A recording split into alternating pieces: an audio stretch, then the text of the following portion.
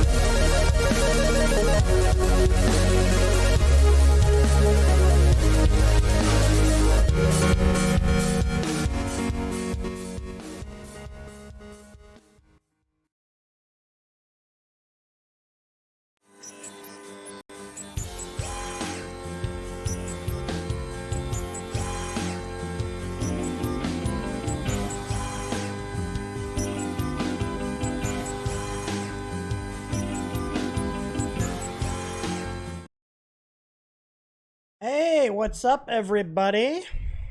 Long time no see. It feels like it's been ages since I've done a live stream. Um, Video quality looks good. I'm actually shooting through a teleprompter.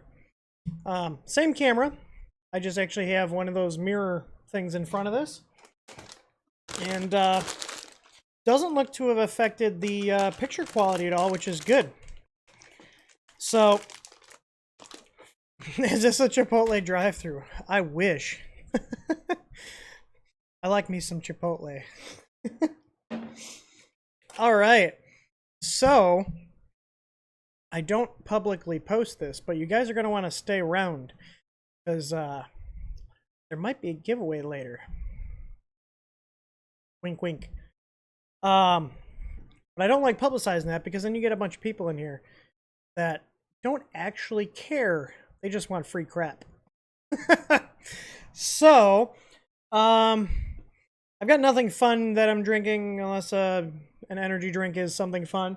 But this was something I was going to do offline, but I figured, you know what? It's a Friday night. Let's get crazy here and do a live stream because that's about as crazy as I get now. No going out to bars or anything for me.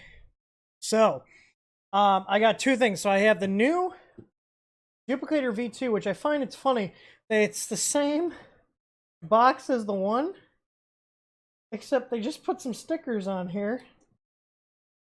Look at.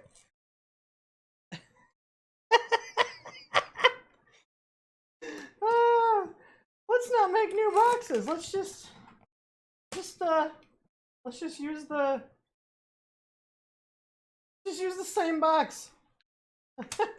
From the V1, let's just put a V2 sticker on it. And let's just slap this on here. It says it has a with heated bed. So I thought that was quite amusing. Let me get the these straps off here. Oh, hey Michael, did you see I replied to one of your comments on an AVE video? I was like, hey, I know this guy. Oh boy, RIP headphone users. Woo!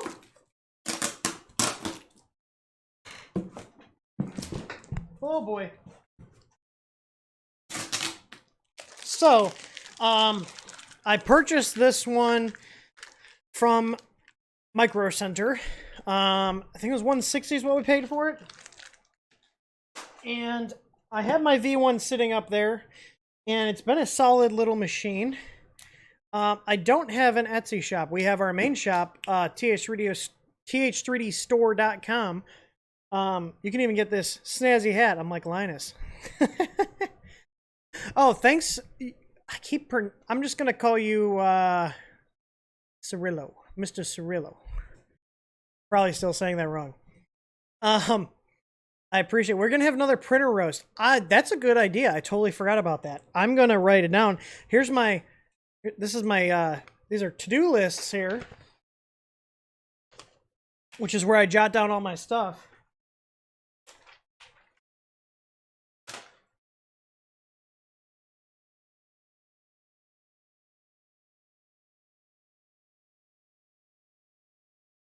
Schedule a second printer roast. It's literally been noted. So, thank you, Jim. I appreciate it. I'm probably going to grab some beer later, so fair warning. All right. So the plan is, depending on how long this takes, is to get this unboxed and set up. And then if we have time, meaning if it's not past 1 a.m., I forgot I have a little button here that does a store plug. Boom. There you go. I'm going to start fitting a heated bed to my version 1, which I've also put links in the video description to the actual pad, and then I'm using our parts for the rest of the MOSFET, the 12 gauge wires for the actual power, the 350 watt power supply. So I don't have STLs to actually mount the power supply. So if I do this, it's going to be getting all the wiring done and testing for function. And then I'm probably going to harass Aaron next week to make STL files to mount that power supply to the printer. and make it a nice compact setup. When can I get that snazzy easy plug? Are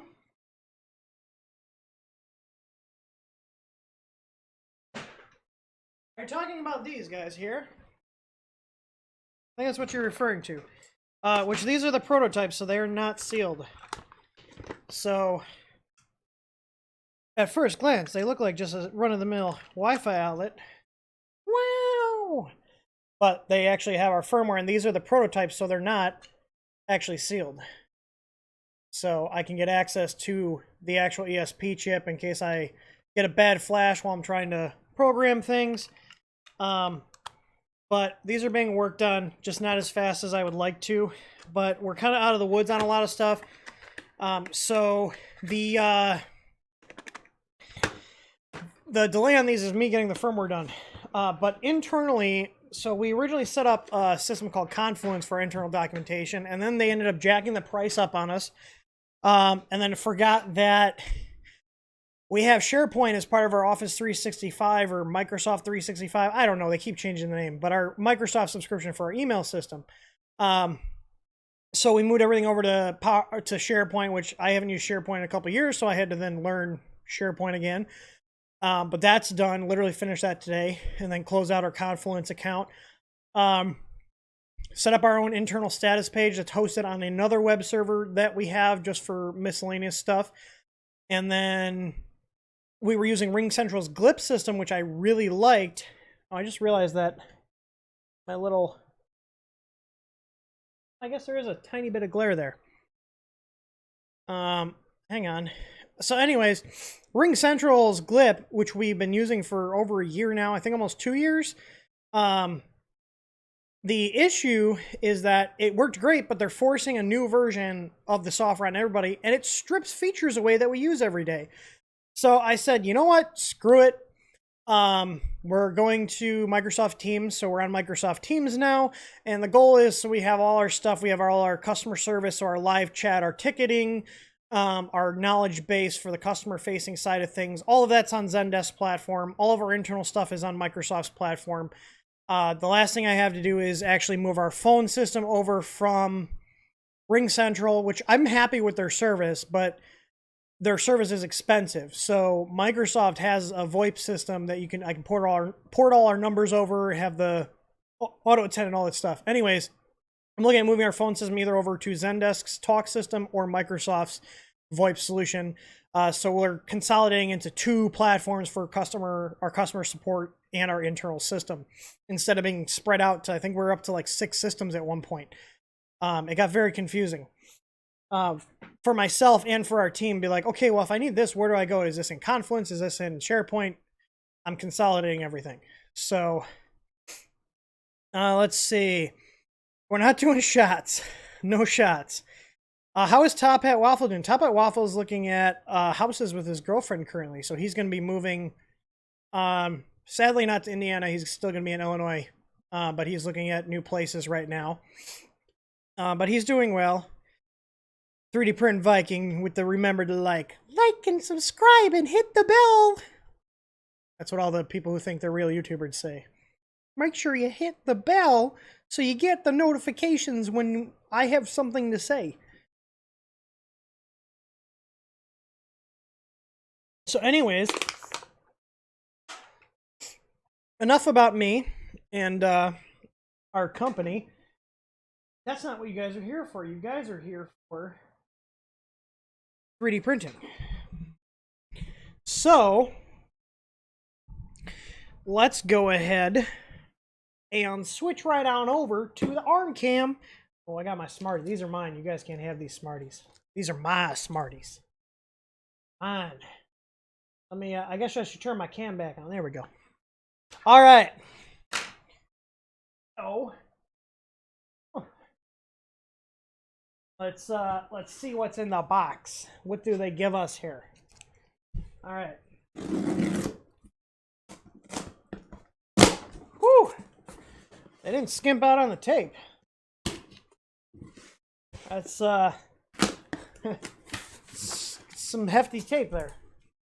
All right. What do we do with this, guys? Come on. What do we do with this? All right. garbage. They're useless. They do give you a spare little sheet, which I don't know, I might end up using. I also have easy mats here still and PEI. Instruction manual for the V2. This is actually printed on here. They didn't just re-sticker the V1 manual. All right, let's see what we have inside.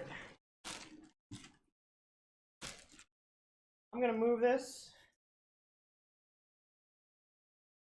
No. Oh boy. Try this. Oh no, I'm upside down. Can't have that. Hang on. Wow. Oop. There we go.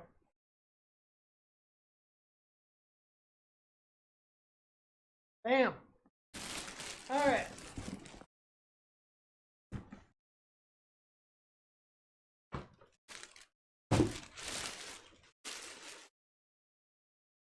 All right, we've got an accessory package. Got some foam.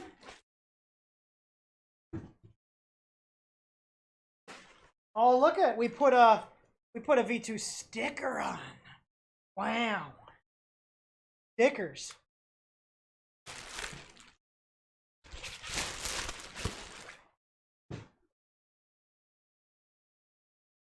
All right. I will try to make sure this is not a crotch cam. Let's do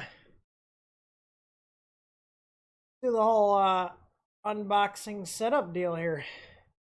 But lock that in. There we go. We're locked in. Locked and loaded. All right.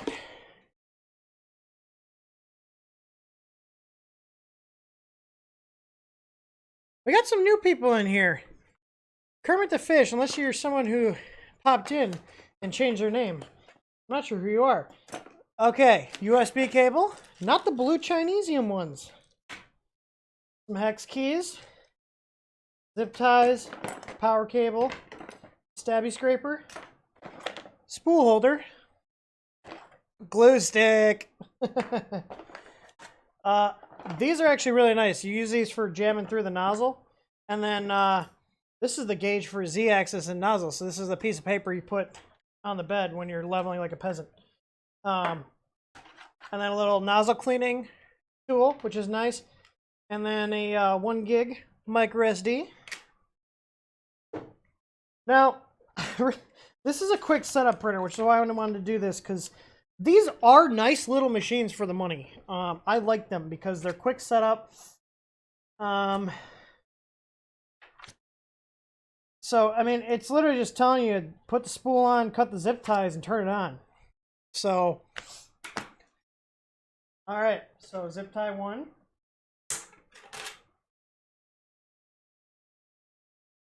Tie 2. Oh, wait, you know what? Oh, you know what? They didn't give me snips in this. They used to give you snips.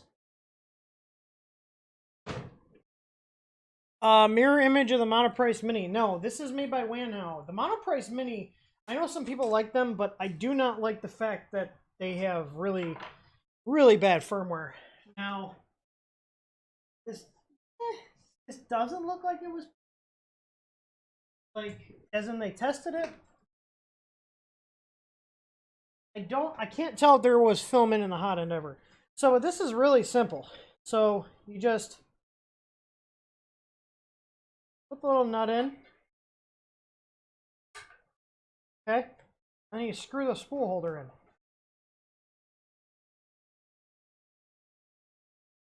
That's it. And then plug it in.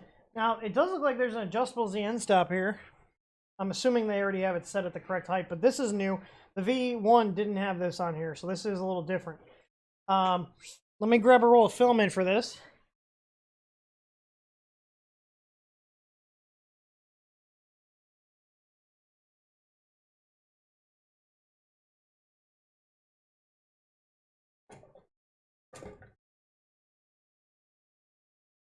Oh. Well, they definitely printed with this, but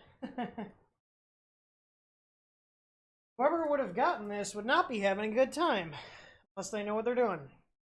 Because whoever idiot unloaded the filament.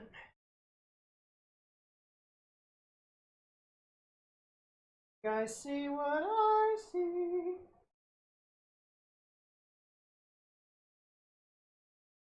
And that's plastic stuck in here. How bad is this? Is it gonna come out? Oh, that's stuck in there. Oh boy. Oh boy. Oh, oh, hang on. Oh, okay.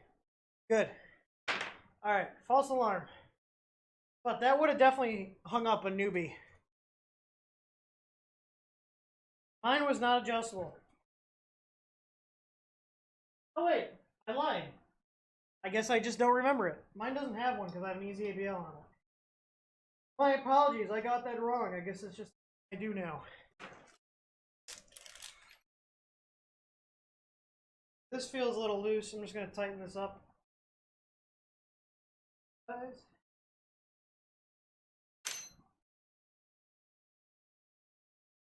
What the hell? Which one of these fit in here? None of these fit in here? Am I stupid?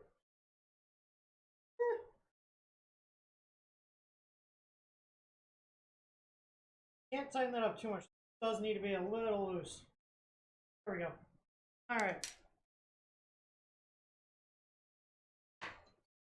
That's the tip.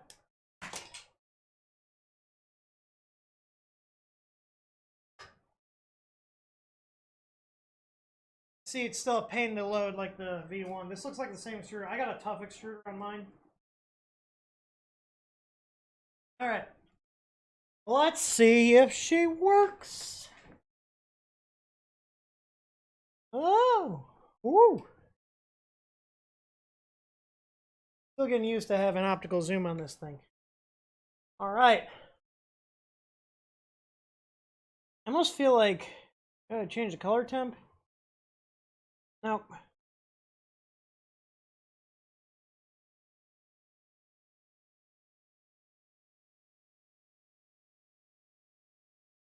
Alright. Oh, just checking out the channel. Your dad is a good friend of my dad. And he was working on our basement. Oh, awesome. TH3D shop, TH3D store.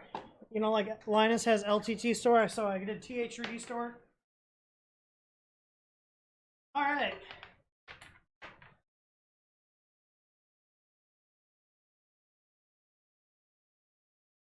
Okay, she's turned on. My question is, how is this actually heated bed? It is. There is a little pad in here. Now, did they do an AC bed or is it a DC bed? We're gonna take it out. We're gonna open it up and find out. But let's go ahead and preheat. Quick setting. Oh, they got like this weird. They got like some weird like flavor of marlin on here, which we'll fix that. I'm planning on doing firmware for this machine. Okay, so it's set in the bed. I'm gonna assume this is AC because this is heating pretty quick. We're already at 35 on the bed.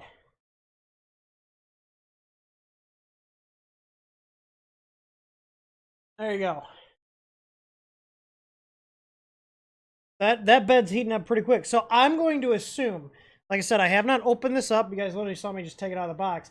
I'm going to assume that they put an AC bed on here because that's heating up pretty damn quick, and that would make sense why they're that makes sense how they're able to do a heated bed without a big external power supply. I'm going to do a DC bed on mine, not an AC. I'm not a fan of AC beds.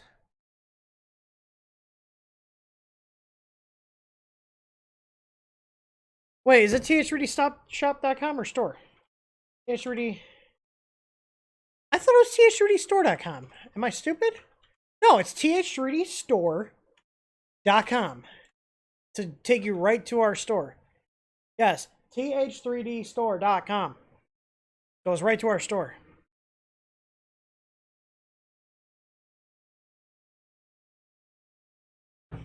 Why would anybody want one of these? Because in my experience, these machines actually work out of the box. And for a beginner, as you guys can see, I'm ready to print at this point. Can you really argue with that? For $160. The firmware leaves much to be desired, but yeah, it is a heavily bastardized version of Martin. Let's feed some plastic through here. I just do about 100 millimeters to make sure everything's moving smoothly. Yeah, their menu system is weird. It's really weird. Let's see if there's a thing on the SD. Why do you not like the AC bed? Because they're dangerous. If you get a frayed wire, now this one's pretty well, like, hidden. If your wire frays, you can potentially have an issue where someone could get hurt. All right, so print file. 3D Benchy power spec. So there is a Benchy on here, so I'm going to use their G code once this is done purging here. Oh, wait, no. I need to level the bed. Forgot to level the bed. Why is this smoking? Oh, the filament. Ooh. It was only running at 210, so why was it smoking? Alright, so let's do this. It's got a level bed option. I'm going to tighten this down just so I don't bury the damn thing.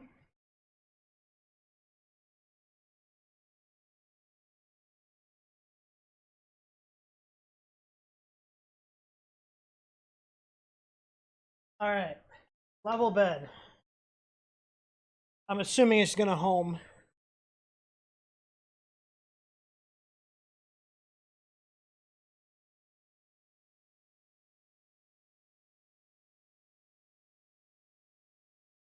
The entry is about the same. I mean, this is probably the same machine as my V1, just with a bed added on. So I'm going to open it up and see how they did it, because, like I said, I'm pretty sure it's AC. Okay, so they got like a little wizard. This will guide you through leveling the bed. Next.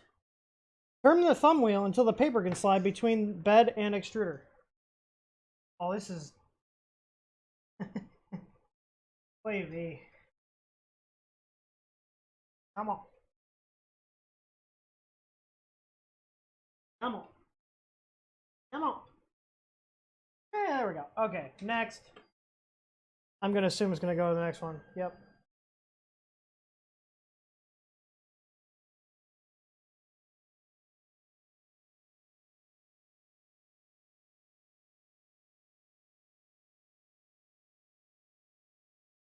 I went a little too far. Okay. Okay, next. Oh, we're going back here now. Okay, I mean, cool.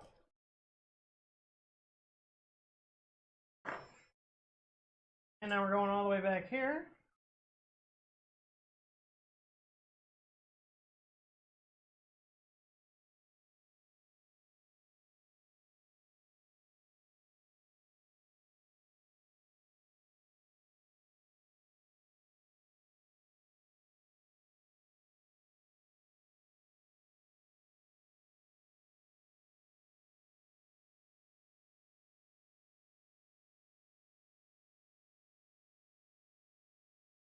Ha ha ha!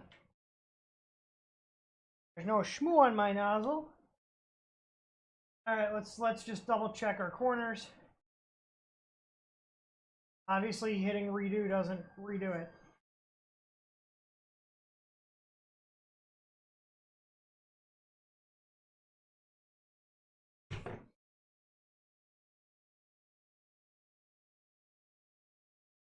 Okay, so when I leveled it here, it didn't intend for me to level it there.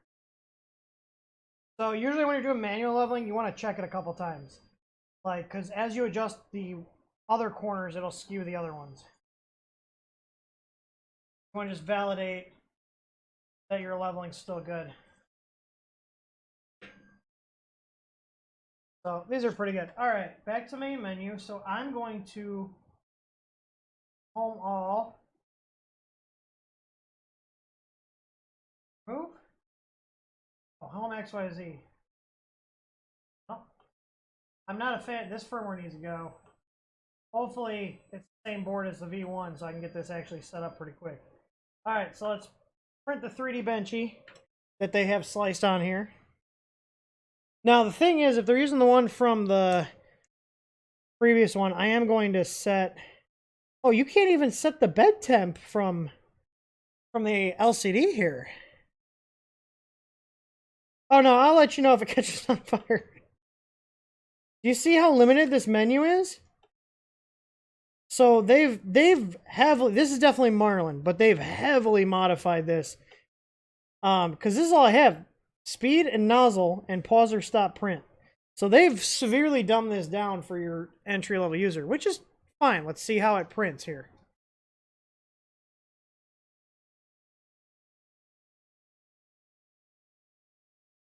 That's my vape, not the printer. All right, so while we're waiting for that to heat, let's take a look. Decent quality cable. No ferrite on it, though. But definitely a little bit beefier than the blue Chinese ones that we've seen before.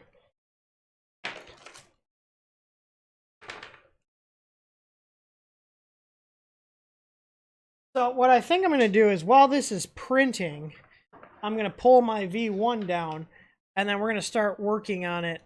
It's probably a 2560. If this is the same board that's in the V1, it should be a 2560 with 4988s.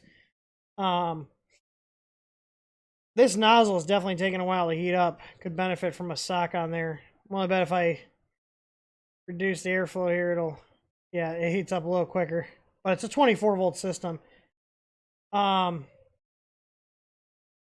am going to test for thermal runaway protection on here. Yeah, I doubt there's any babies. No, there's nothing. It's very, very limited.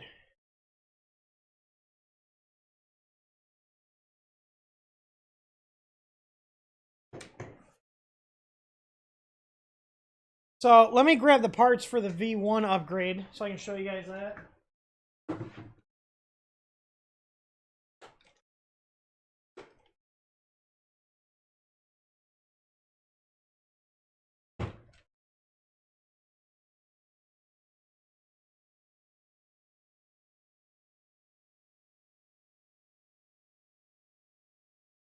And I have my power supply I'm going to use around here somewhere.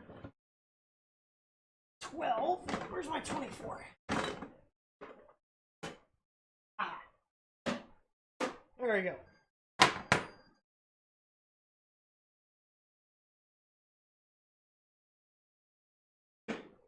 So it's actually not using the bed heat.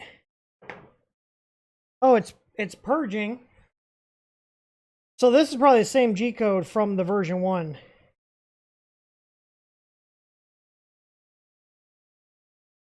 We can get that shmoo off there.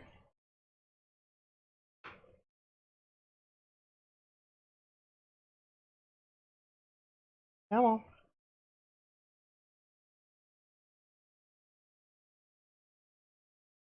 What is it doing? Is it feeding filament? No.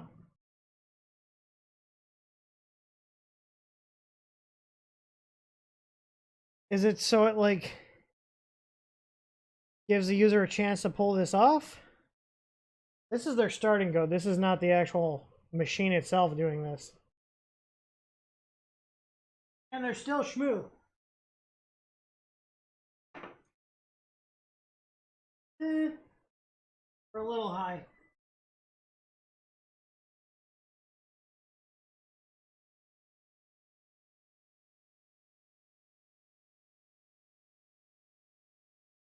There we go.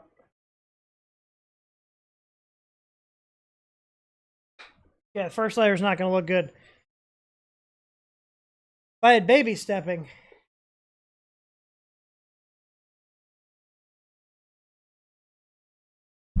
Ooh.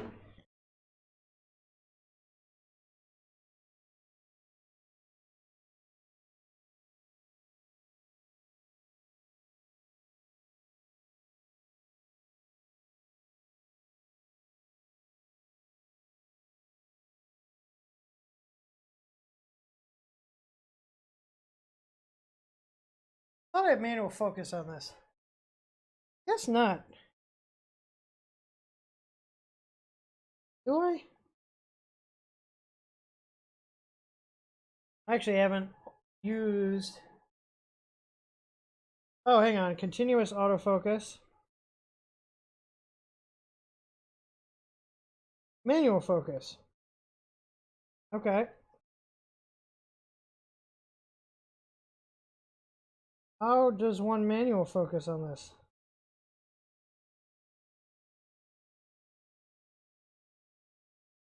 Oh! There we go. Look at that.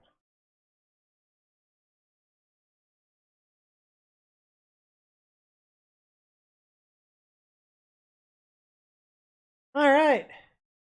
Look at that Banshee. Yeah, like I said, the first layer is not going to be pretty. Because I wasn't able to live adjust it. I had to do it with the bed knobs. Trying to manually focus it. There we go.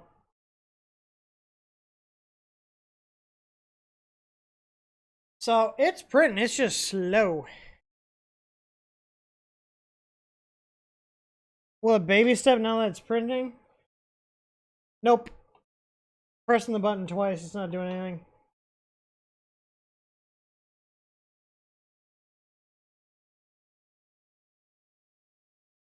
It's printing though.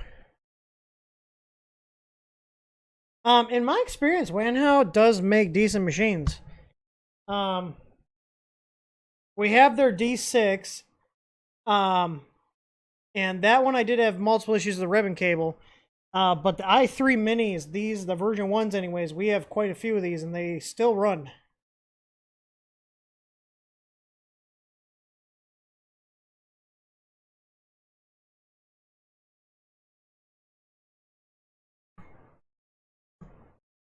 Oh no, is the printer smoking? Nope.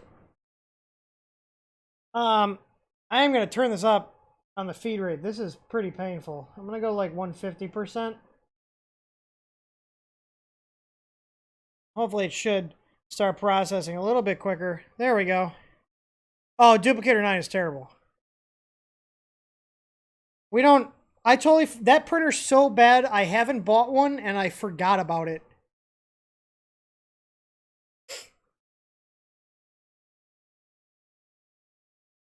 Yeah, I mean, it's printing. So, let me switch this back to autofocus here.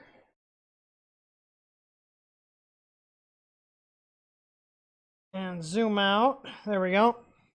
So, I'm going to set this one off to the side and let this do its benchy. And while it's doing the benchy, let's upgrade the version 1. And like I said, I don't have any of the STL files made for the version 1. But I'm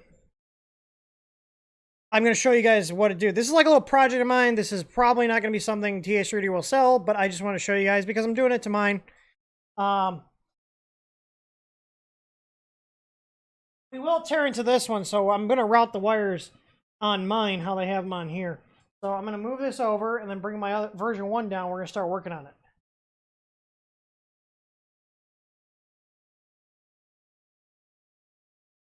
Oh, also, I do have something new to show you guys. So I got these. I've been talking with one of my Chinese suppliers to find a good webcam for the Pi kits, okay? Because I like the Logitechs, except, okay, I found these guys. These are a 1080p with a Sony sensor, okay? And manual focus. You can actually adjust this, meaning, actually, I think I could probably plug this into my printer. So to mount it to your printer, we're going to make mounts for these. There's a little cap here, and you unscrew and this comes off, and then the whole tripod style base / monitor base comes off, and this is really light. So let me see if this will, if I can pull this in OBS. Because the quality on these, I was very impressed with them. Hopefully this doesn't cause any of my camera inputs to crash. Let's see if I can pull it in here. Because I already tested this. These do work with Octoprint out of the box. Oh wait, no, hang on. Oh yeah, I'll do a new scene here. Let me add a new video source, video capture device.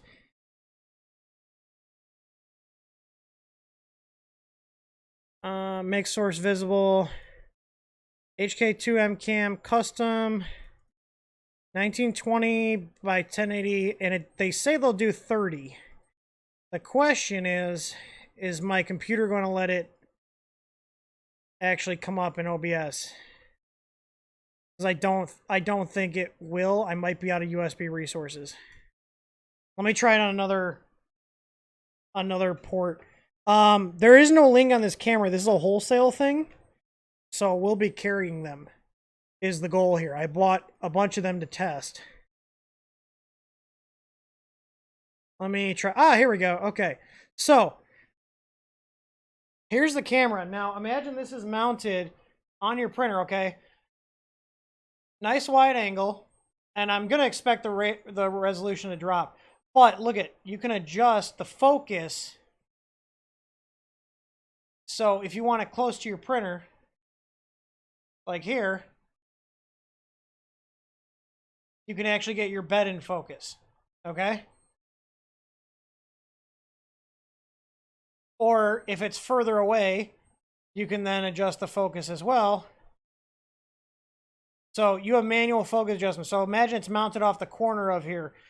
You can actually adjust.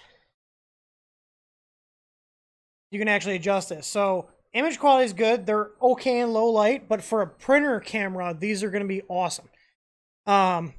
Which is why I got a bunch in for testing.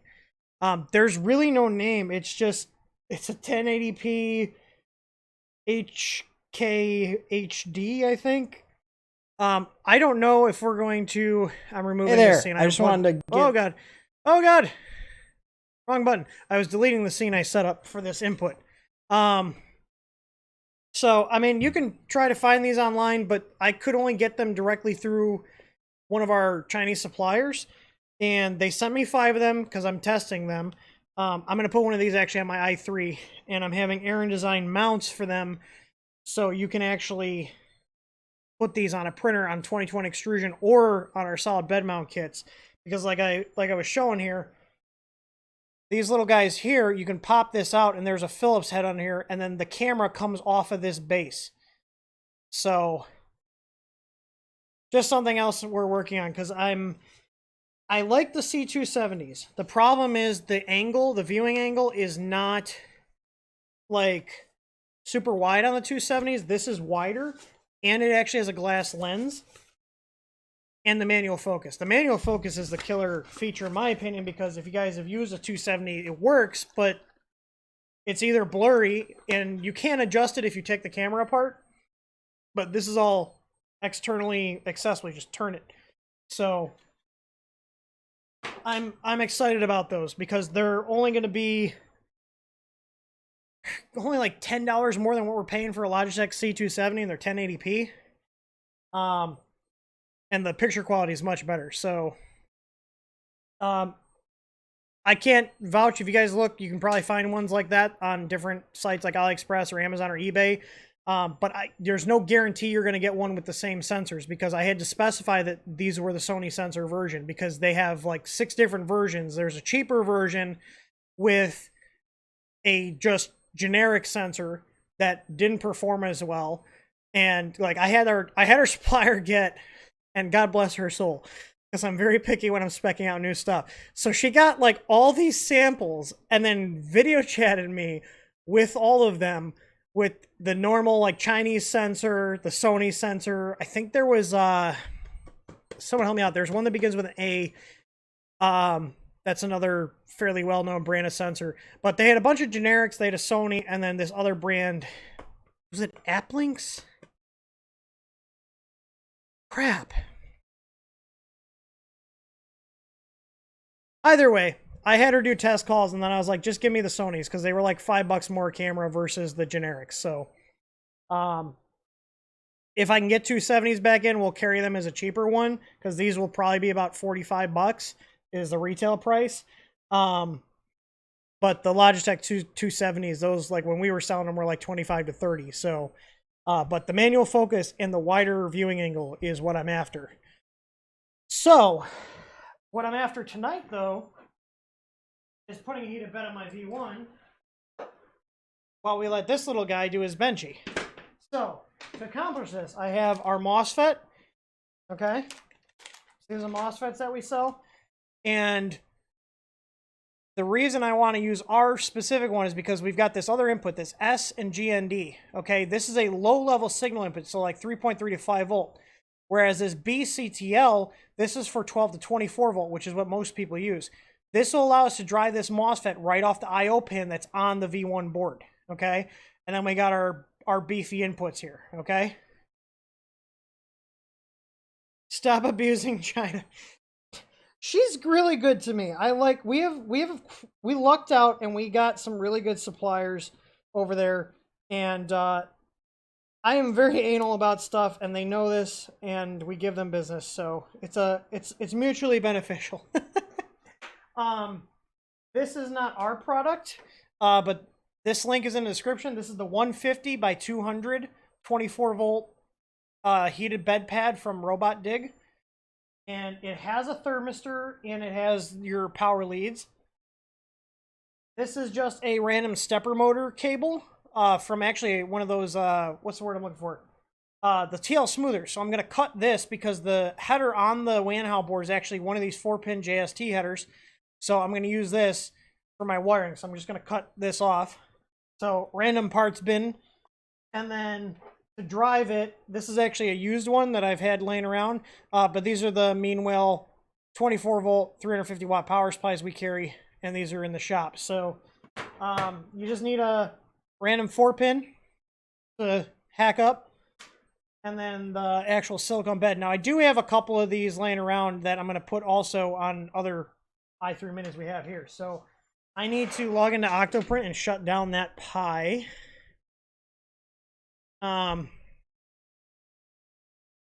Where is it?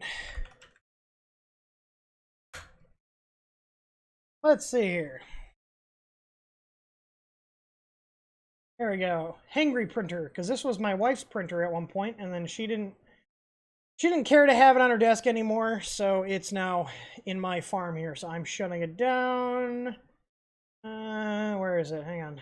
Easy Pi. Shutdown system. Proceed. Okay. So that's shutting down. So let me go grab that printer.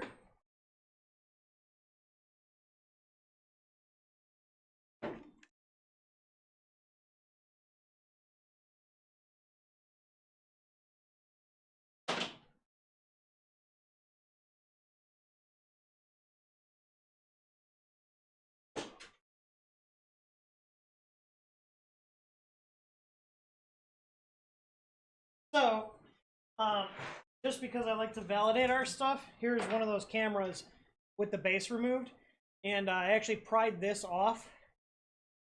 There's 2 screws behind here, and checked out what actual chips were inside here.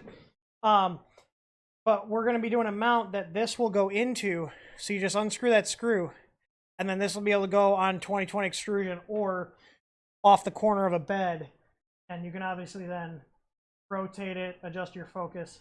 But this one's going on this little printer here. So on this one, you can see here, this actually has got a little piece of history on it. This has the very first Easy ABL Mini on it, and it still works. Let's see here. Easy ABL Mini prototype. This is my very first one that we ever got in, and this was the machine I tested it on, and it's still running. So this has got one of my older kits on it. Now, a couple of things I've already done to it. There's a Pi strap to the back here, and this is actually powered off of a 5-volt AC adapter that's hidden in the base here. And then I'm just going to take this off because I don't want to hit anything. And I've already solid mounted the bed because I obviously have the Easy ABL on here, and you can see I use an Easy Mat on here. This Easy Mat's been on here for over a year, and it doesn't have a heated bed, so the Easy Mat was like the only way I could use this machine for PLA and TPU, which is what I use it for, because it didn't have a heated bed. This is the only way I get stuff to stick down to it. You can see here I had their sticker on here. I scraped it off. So, all right. I need to get in the bottom here. And that is achieved by removing these 8 screws. So there's 3 and then 2. I just realized my AC shut off. I'm going to turn that back on.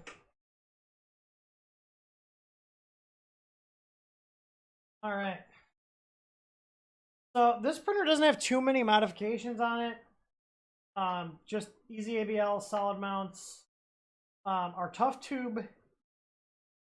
It does actually have a few. Our easy flow V6 nozzle, a silicone sock, and I don't know if I said tough extruder or not, but there's a tough extruder on here, and then it's got a pie strapped to the back of it.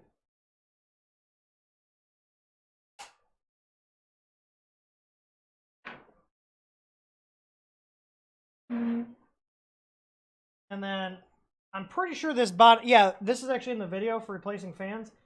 This bottom fan's been replaced with one of our 24 volts. The CPU actually on this is not original.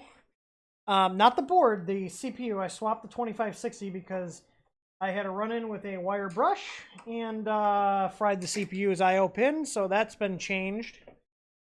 But that really doesn't mean anything. But I've had this printer for a while, and these boards are hard to get a hold of, which is why I swapped the CPU on it. So you can see there's a lot of stuff shoved down here.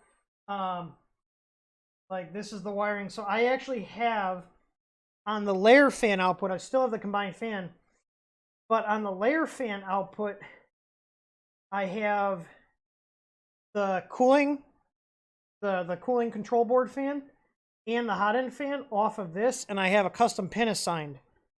So these turn on and off when the printer's done. Because it doesn't actually have a layer fan, it's shared. The upgrades are worth twice the printer cost. Yeah, that's usually how it goes. So you can see my little jankiness here. So I'm going to just that out of the way. If you guys notice, it's got a teeny tiny mean well hidden in here, little 50 watt, which is fine.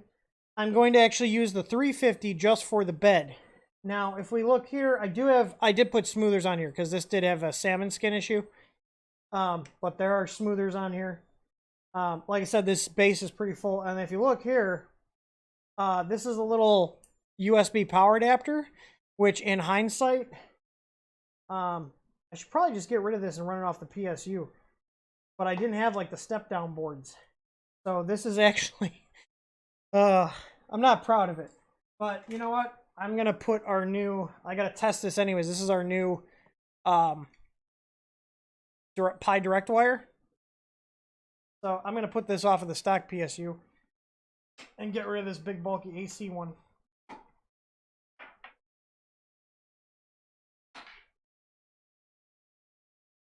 So you can see here, I actually split the power terminals here with these like little piggyback ones. Let's go ahead and get rid of these. Actually, I'm probably going to need these to power the power supply if I want to come off this same one. So let's go and retain these then.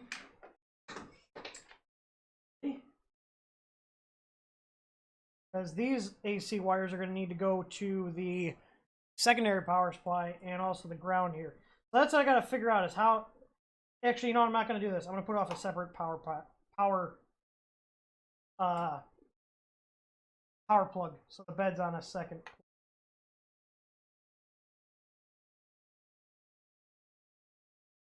That way I'm not dealing with mains. Alright, so I'm going to get rid of my splitters from my little 5-volt adapter I had. Put it back on.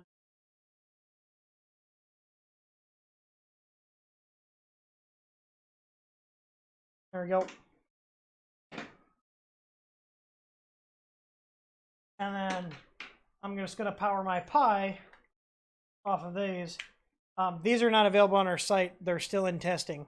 But these are USB-C and a USB output that will be used with the Pi 4s. So these have a little more chooch to them. But I'll wire this up later. What I'm interested in here is this guy here, this bed ad. You guys see this? So this is the output. And see, it's cute. I labeled my thermistors. So this is the output. 2 of these are a thermistor input, and the other 2 are a signal to actually turn the MOSFET on and off.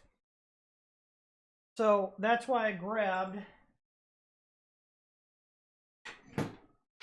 That's why I grabbed this, which is just a stepper motor cable, because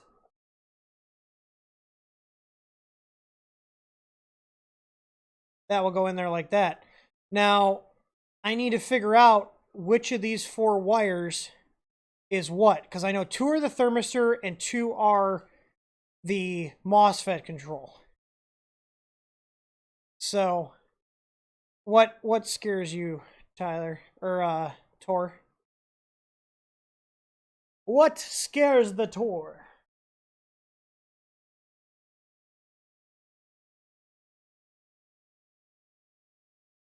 But I do have something for you guys that are stopping by and have chosen to join me voluntarily tonight. So, I'm going to do a giveaway.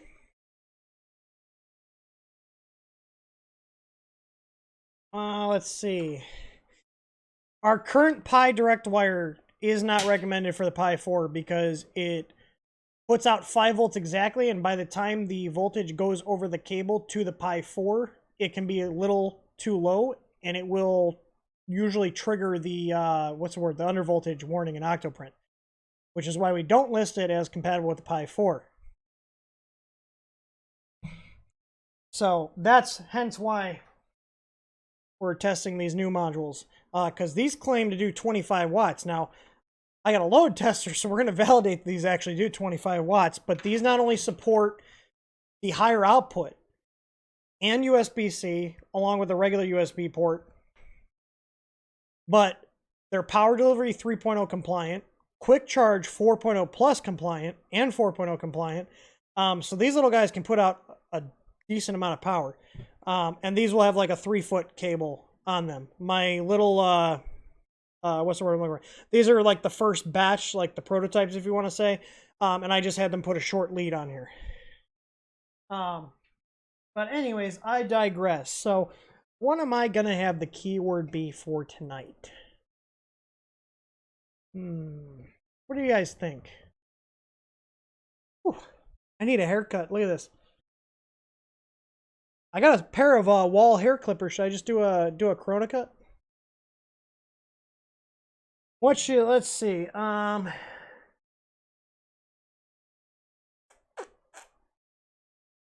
Blur, blur, blur, blur, blur.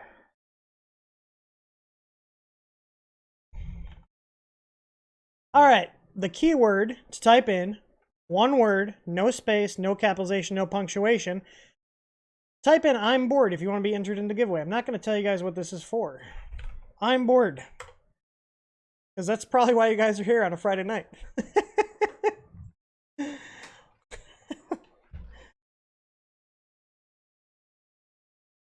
So, but, like I said, this needs to get tested, so what a perfect little candidate to throw this in. And I have like 7 more of these modules. So they're gonna get abused. They're gonna get abused. But I want to make sure what I'm selling you guys actually works. I know it's a foreign concept sometimes in this market we're in.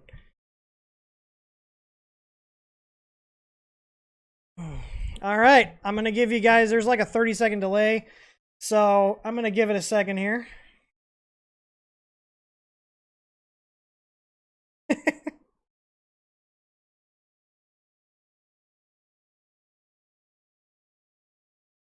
I'm gonna actually go grab a beer. while you guys are typing that. I'll be right back.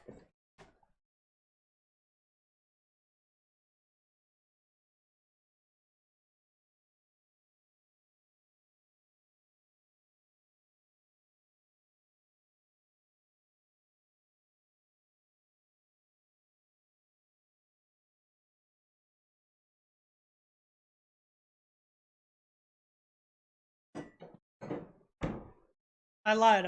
I grabbed 2 beers. All right, and Ben, I still have this just for doing streams. In case I forget to drink it, it stays cold, and it works great. I appreciate you sending me that. Oh, I never meant to. Or I forgot to ask you. Did you get your new probe I sent? And like, how's that working out for you? I know where my bottle opener is, so side cutters. All right. Yeah, this little thing Ben sent me is awesome. So you put your beer in here. Put this on top. Oh, this is a bottle opener, and I forgot about that. Where's the pup? Clara! That's a good question. You know, I think she's with the wife. Let me check the cameras. I think the wife abducted her. Hang on.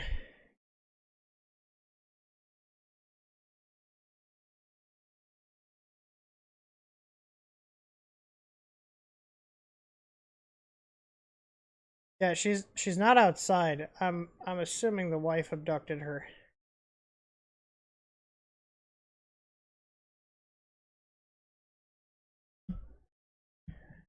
I'm gonna go steal the dog.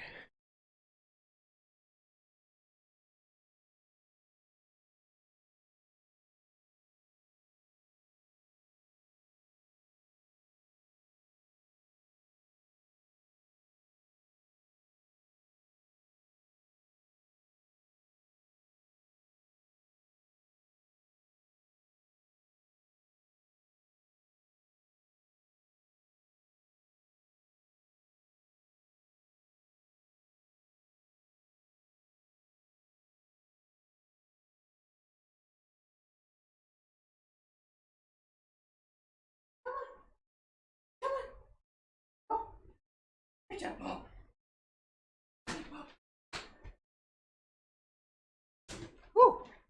Okay. She abducted my dog. You want this? Sit. Come on, you gotta do a trick. Shake. Shake. Oh. Apparently, her catch game isn't on point tonight. All right. So, let's see who won. And Canadian Maker Project. Guess what you won, Canadian Maker Project? You just won an easy board. Free and clear. All shipping expenses paid. So, you need to send me your well, you're going to email me, so I'll have your email, but your name, phone number, because I'm assuming it's going to Canada, so I need to put that in the customs, and then address. So, yeah, Ron, send me that. Send it to streams@th3dstudio.com, and you get a free easy board. Isn't this the start of a country song?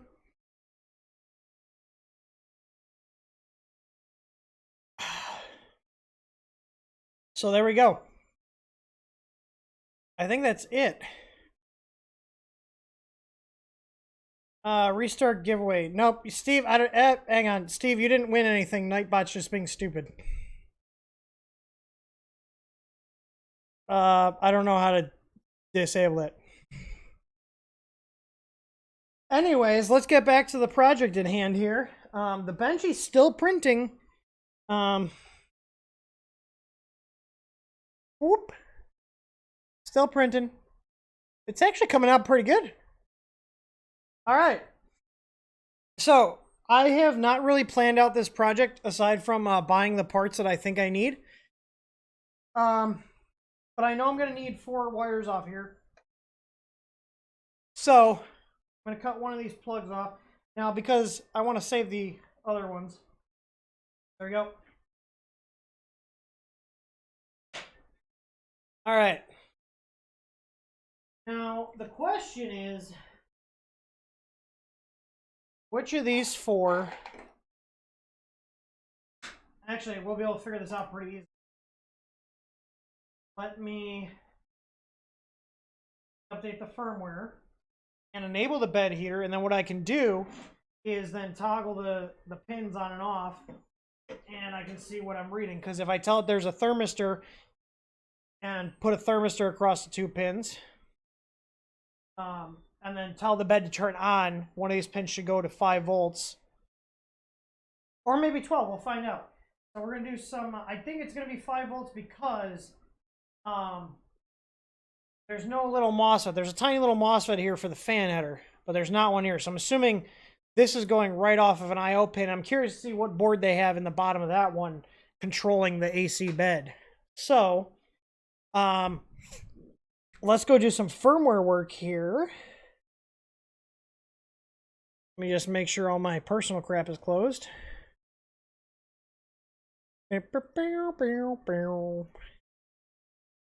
All right. Infinity Tim. All right, so let's open up GitHub and get a fresh copy. This is going to be using our 8-bit firmware. Just make sure all that is... What changes are in here? Hang on. Merge. Oh, yeah, merge probably request. Okay. Oh. GitHub did something to my code. Anyways. So I'm going to make a copy of these files here. So I'm copying the TH3 to UFR2 folder.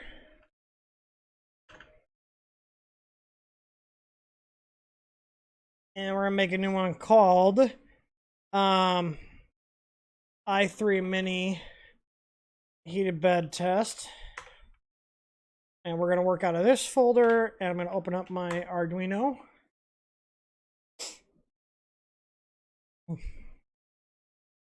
No one does that on their desktop, Jim.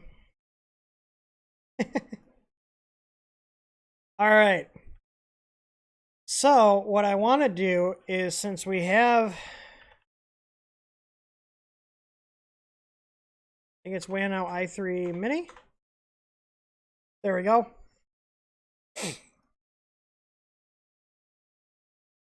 So let's add a new option on here.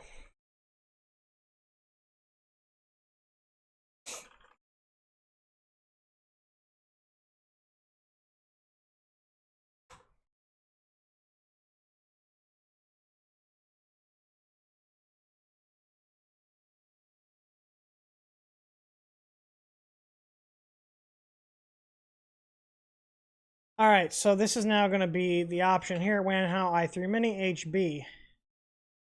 Okay.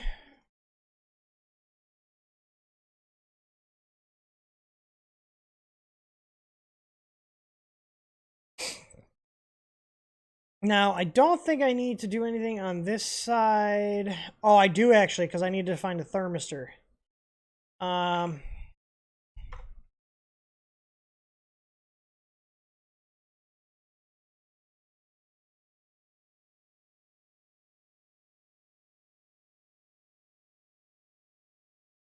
So...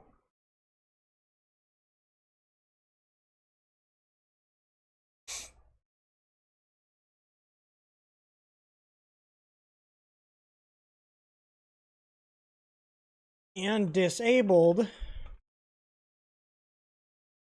So we only want that happening if it's disabled. Do not define a thermistor if it's disabled. So if it's enabled, then it should go through, and the default should be 5,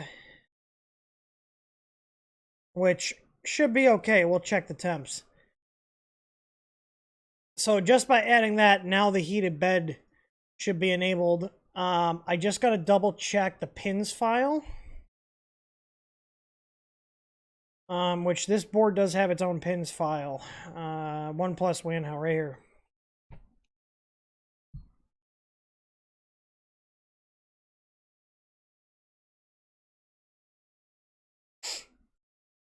So they have the temp bed pin here set to 14 and the heated bed on 44. So all we need to do now, we need to see if these actually are valid values for this machine.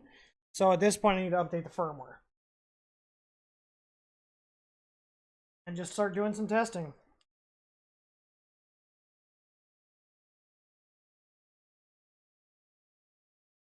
And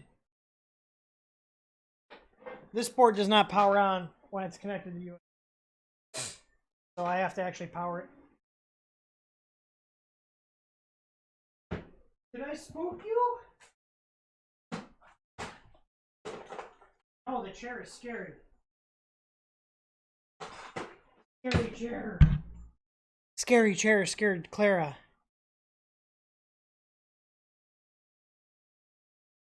Your Sheraton has been film and change pause.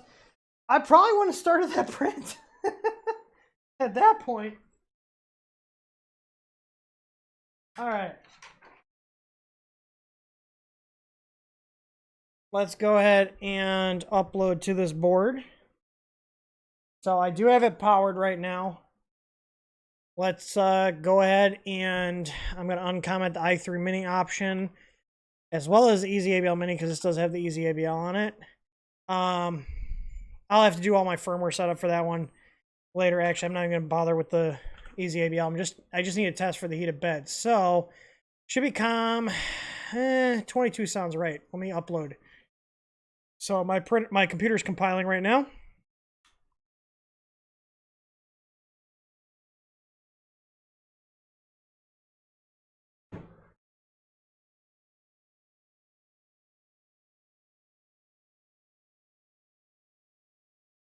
I'm going to go ahead and strip the ends of this 4-pin.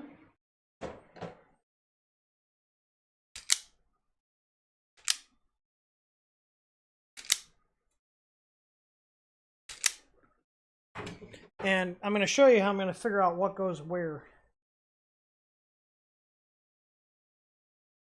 Now, looking at this, I'm going to assume that these first two, because there's a temp sensor here and there's like a little filter cap, I'm going to assume that these first two pins are for the thermistor. And I can easily test that, because worst case scenario, I burn out my thermistor.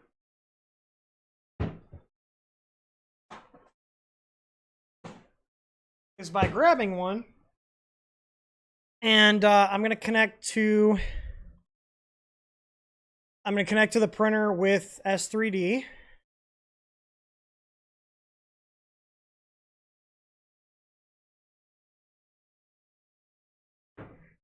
And I'm going to reset my EEPROM.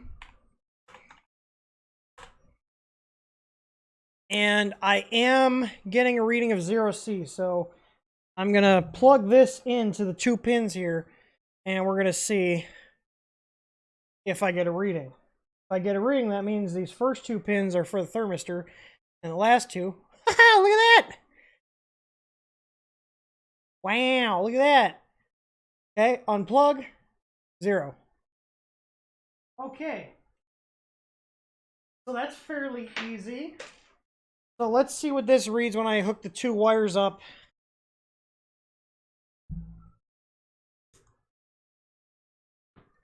To those first two pins. So on this particular plug I'm using, the red and black are the thermistor line. So I'm just going to connect these two, just for now, to the thermistor lead on the silicone pad. And polarity does not matter in this case.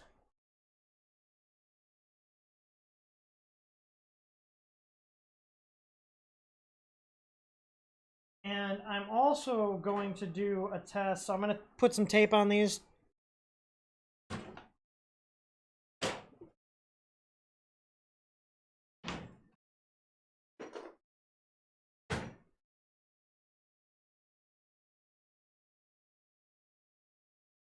And I want to see which one's the ground and which one's the control for the MOSFET.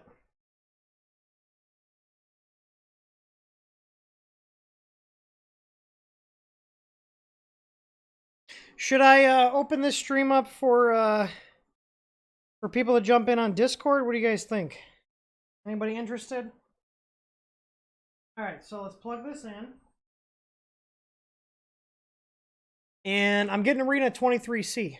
So that seems fairly accurate.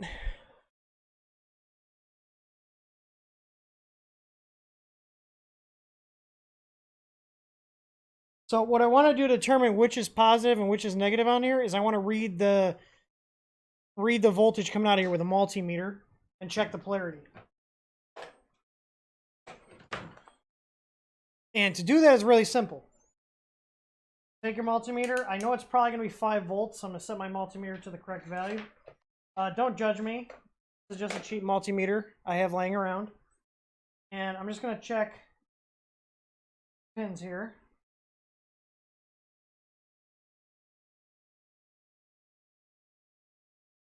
As to what it's reading.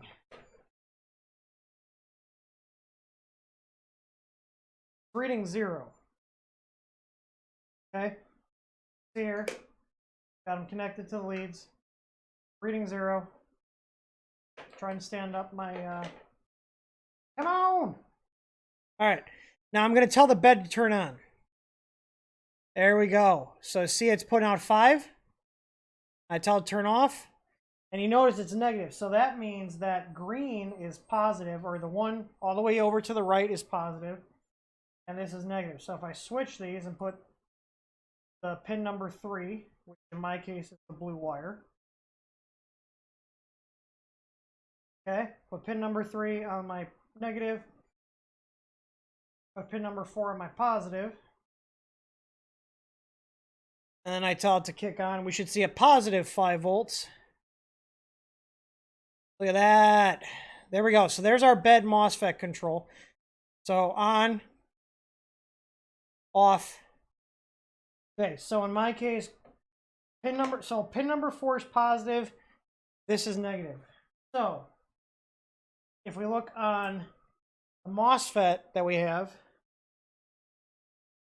okay, so I'm going to want to set the voltage to 24. I'm moving the jumper. And if we look here, we've got S and ground here, S and GND, okay? So B-CTL is for a 12 to 24 volt control input. S and GND is for this type of input. So, oh, look at that. My JST was like, nope. Probably wasn't pushing all the way. There we go. All right, so I know in this case, the red is ground. So that's going to go to this pin here. If I'm correct, right? Was that what we were reading? Is this the ground? I'm going to double check that before I connect the other lead. Tell it to turn on. Double check that. No, pin 4 is positive. Okay.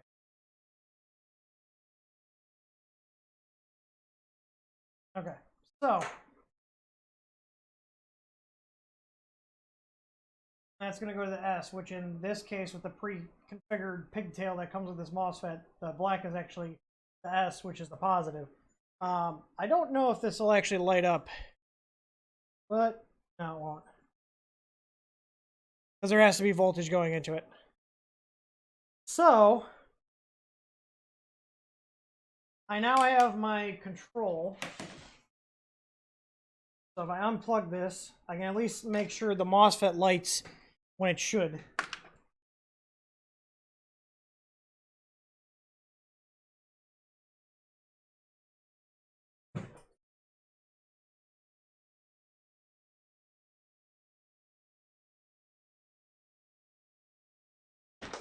Now, when I power the MOSFET for the actual install, I'm going to use the external power supply to power this. But just for testing, I'm going to use the one that's in the printer. So I'm just going to power this to make sure the light's coming on.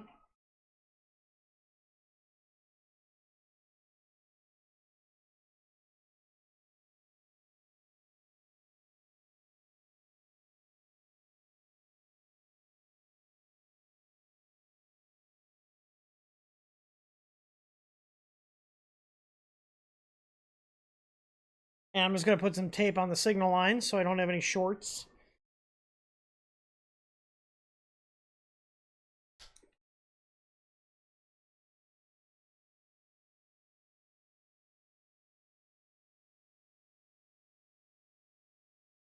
This is all temporary. This is just for testing. So I've got my positive and negative. I'm going to hook this up to the 24-volt supply. It's in the machine just for testing. We're not going to actually power the heater with that built-in supply because it does not have enough power to do that. But it has enough power for doing testing with. Because we're not going to actually drive a load with the stock power supply because it's only 50 watts.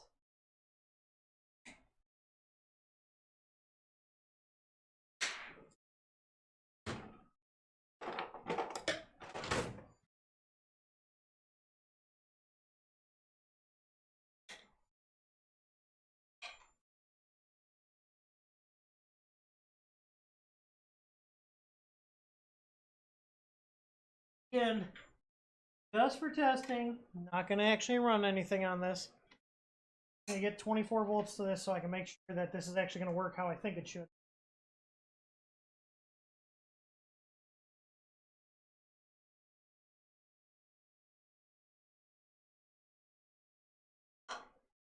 In there. Oh. Sloppy, but it'll work. Nothing's touching. Alright. So what I want to make sure is that when I tell this to turn on, that the little LED on this MOSFET kicks on. If it does, then I'm ready to actually do the real wiring and see. So, alright. Sloppy wiring job for testing, done. Let's, here we go. Alright, let me reconnect to the printer. Now let's take a look here. Go ahead and tell it to turn on. There it goes. Off. On. Off. On. Off. Look at that. Okay. So everything works as I thought it would. So that's good. So all I have to do is get these 4 wires out of the printer. So the signal, okay, and the thermistor. And get 2 wires out of the printer. I mean up here. So I'm going to come out right here. If you guys look here. This is unplugged, by the way. There's a little hole here, and I think that's where they're coming through on the V2. So I'm going to come out of here with the 24 volt, or come in, I should say, with the wires from this. And then I'll have 2 wires going in from the external power supply to power the MOSFET. Where I'm going to come in with those, I'm not sure right now. I might end up just drilling a hole in here. But all I'll need is 2 power wires going in to feed the MOSFET for the heated bed. So let me take my janky-ass testing wires off here. Make sure that these are fully inserted again.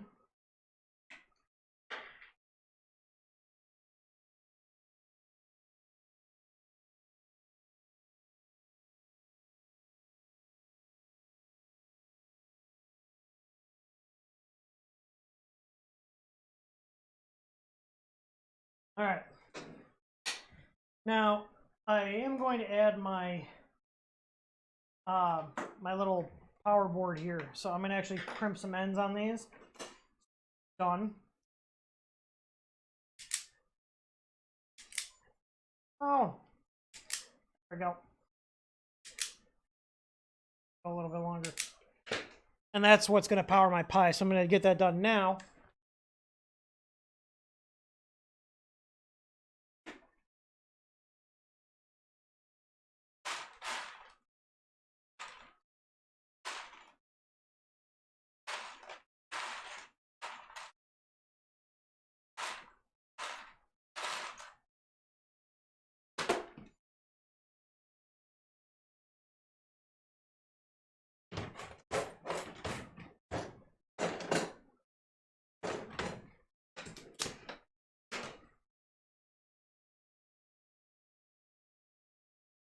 Now, since these are rather small wires, these are the red terminals, I'll usually double them up like this, fold them over, and crimp it.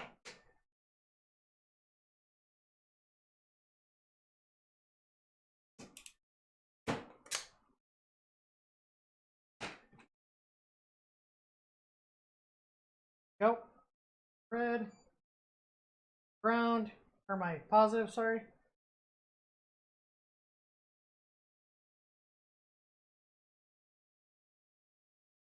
And my black. And I'm just going to double check that I hit one where the soldering wasn't that great. I just want to make sure that this was one that is okay.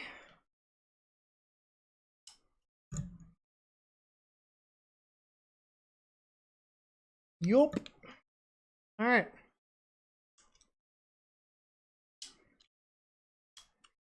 Not the soldering on the actual board, but where the wires were attached, because I had them tack them on really quick.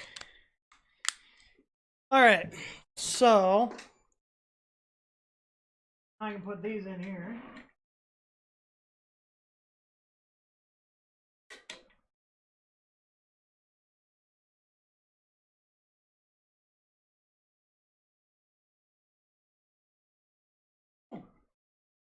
There.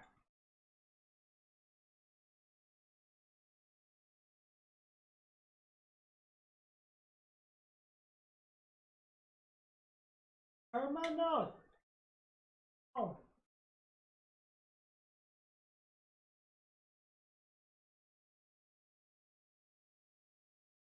There we go.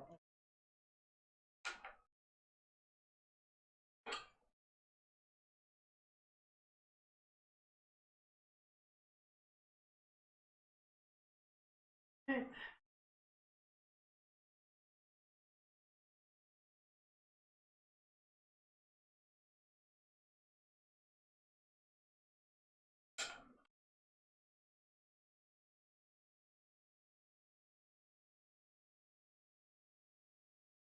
Hello.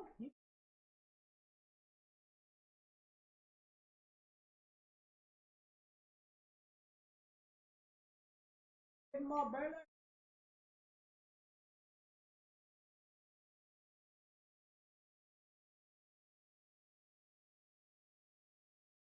Oh my god.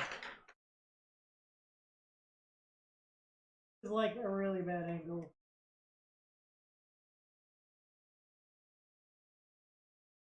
Sausage fingers.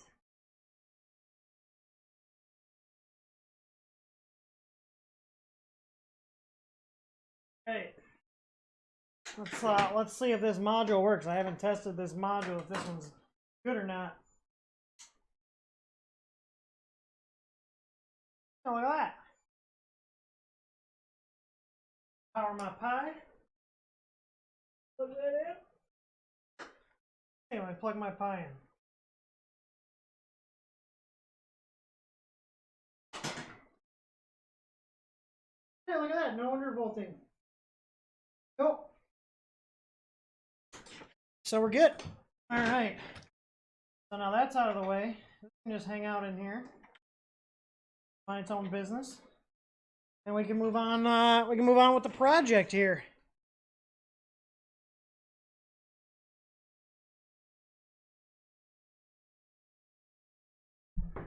All right. So as you can see, I have put lock nuts on the bottom here, and I need to get this bed off to actually put the heater on.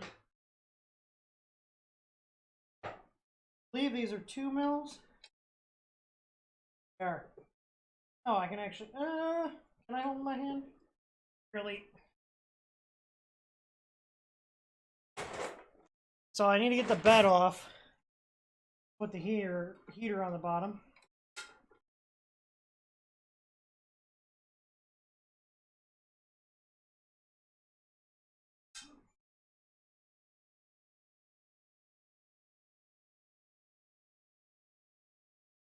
I wonder if Wanhao will release an upgrade kit for the AC beds.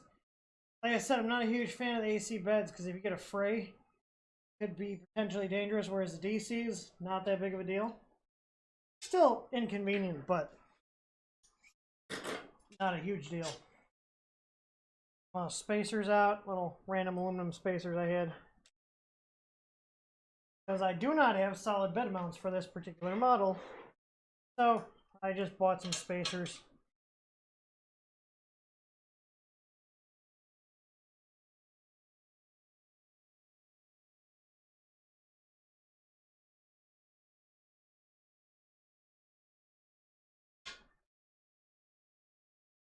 Ubiquitous, disorganized organizer. Yes. At a certain point, you just say, screw it. Things just get disorganized. Up, it's officially a stream. I dropped a nut. And a screw. There we go.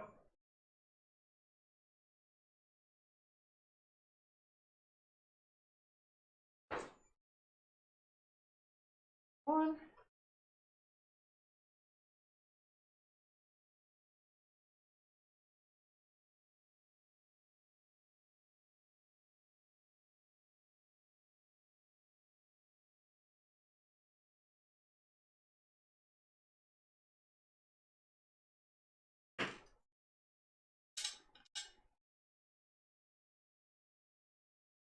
All right. So I'm going to clean this off.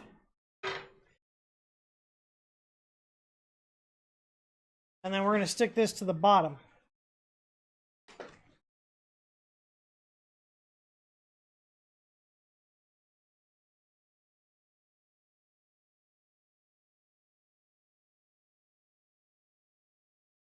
So the particular heat I'm using is the closest one I found. It is going to heat part of the area that's not the print area, but I couldn't find one that was, you know, the exact size I wanted.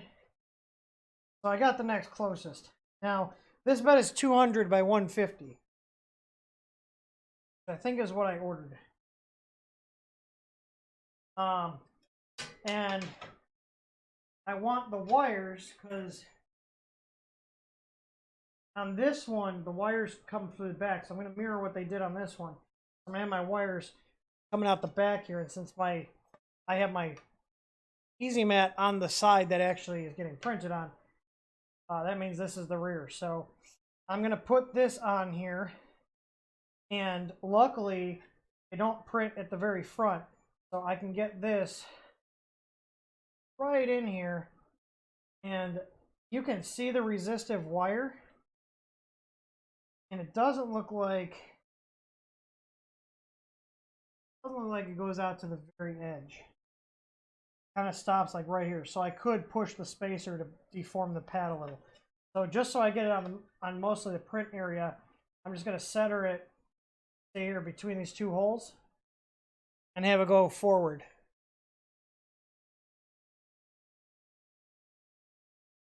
So I'm just going to peel this and stick it on. Start by exposing the edge here. Oh, that's some quality right there. There's a piece of wire stuck under the adhesive. I guess it really doesn't matter, but that's just funny. All right, so I'm not gonna bore you. I'm just sticking this on right here, so I need to get up close and personal with it to make sure I center it. And I'm just gonna go back and forth and peel it off as I go back.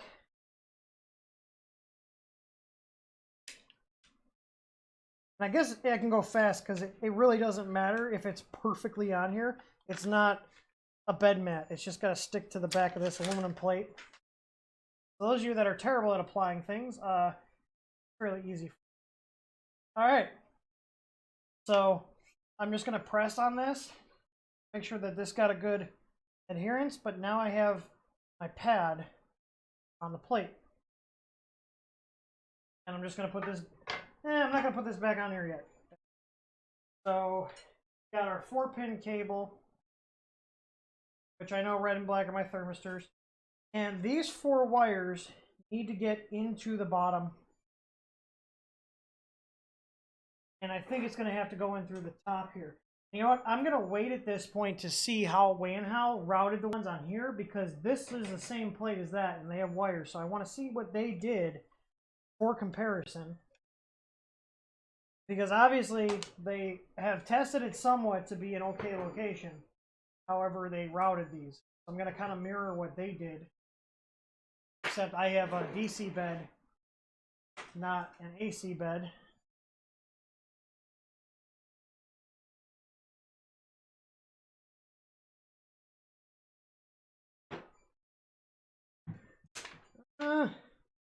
I'm probably not finishing the bed upgrade tonight. Yeah, I might actually. I don't know. We'll see. We'll see where the night takes us.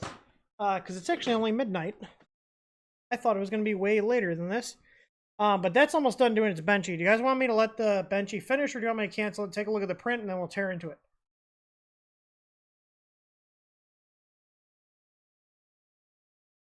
I had my little, like, magnetic screw holder. Oh, here it is. Whee!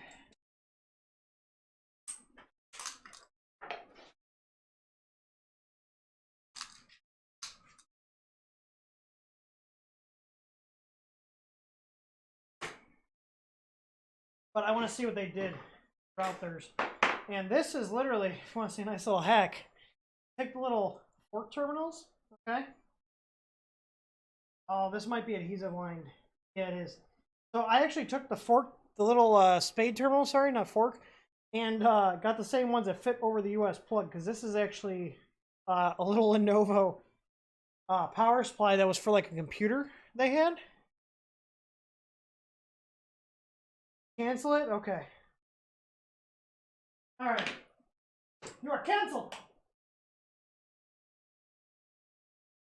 Dead Jim. Alright, let's take a look at the print. Alright. Not bad. White filament isn't the easiest to show, but we're gonna try here.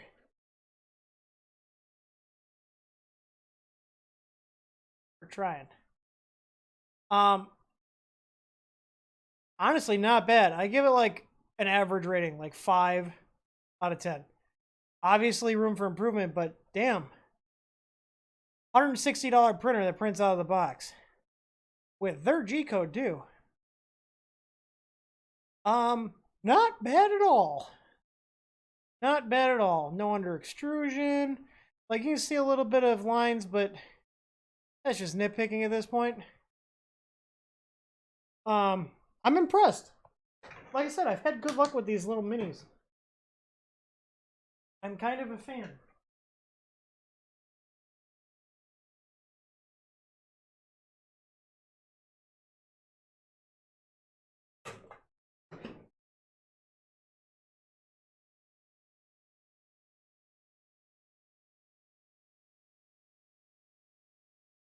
All right. Let's see how they did the bed on here. Let's... Oh, look at that. My serial number's already coming off. The funny thing is, this says power input is 1 amp. I'm wondering if this is the same sticker as the other one, because there's no way this is only pulling an amp with the AC bed. Oh, here, yeah, this is how you can tell it's an AC bed here. Do you see this? 110 volt only. Because you put 220 in it, that bed's going to ramp up real quick.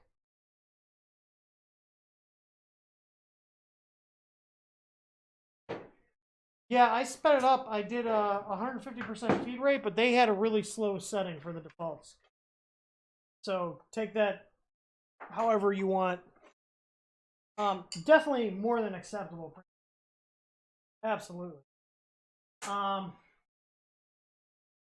mean, this looks nice. Same bottom as the version 1, it looks like. Slightly different mesh. A little more open than the version 1. Let's see how they're controlling the bed. Oh, you see here? Here's the bed.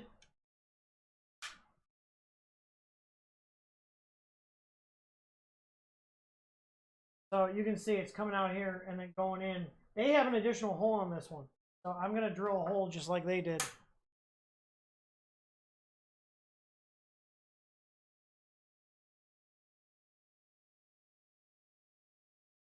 But other than that, it looks to be the same as the version 1. Yeah, honestly, for $160 for a printer that's got a heated bed now, and it works out of the box, it's got a decent little chip. This is a good deal for a printer that just, if the build size is good for you. That's the key right there.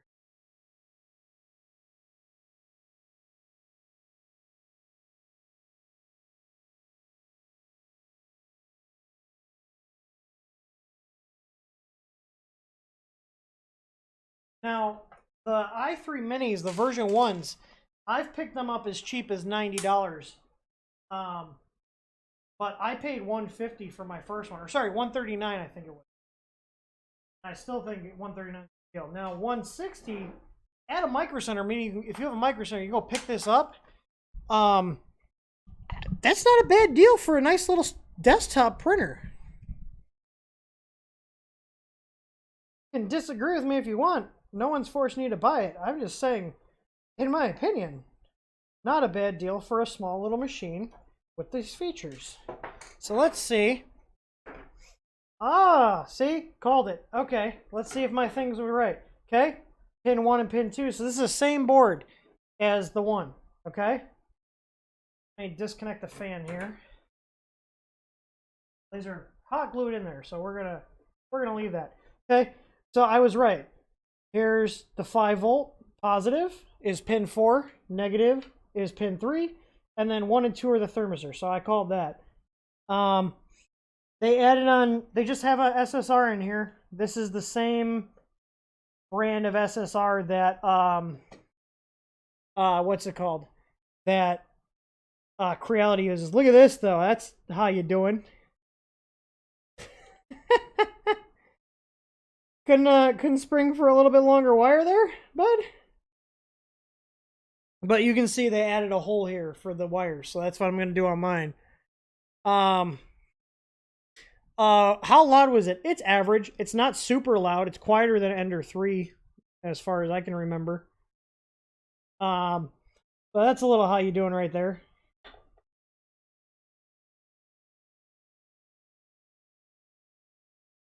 Like, why? Why is this so long? Or so short? Look at that. The guy who made this was like, yeah, good enough. Ship it. Just send it. Full send. Probably the end of his shift.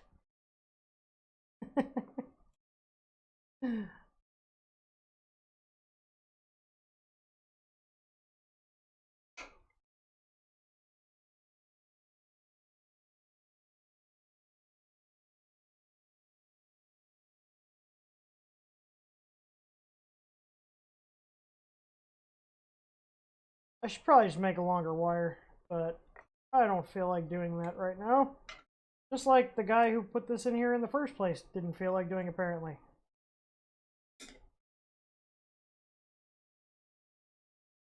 Oh my god, come on. Jesus Christ. The guy who got that in there in the first place was a friggin' ninja. Jesus. Okay, so it's the same as the V1. They've just added a solid state relay and a heated bed pad. That's it. So you've got your one connection here for the neutral. They're switching the line, which is appropriate. You should be switching the line. Yeah, not bad. Now,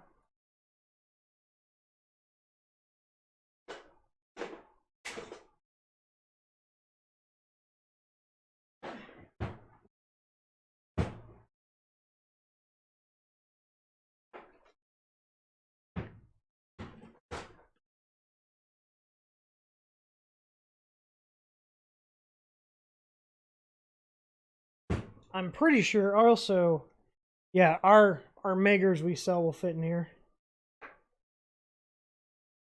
So if I have problems with it, boom. So I can list this as a replacement part for the i3.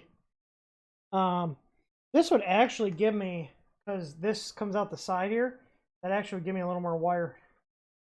I swap this out. But that'd be a direct replacement for it. So if this SSR sucks, I can put ours in here as a replacement. But there's really not much to say other than this is just the V1 with a solid state relay and an extra hole and a heated bed pad added on.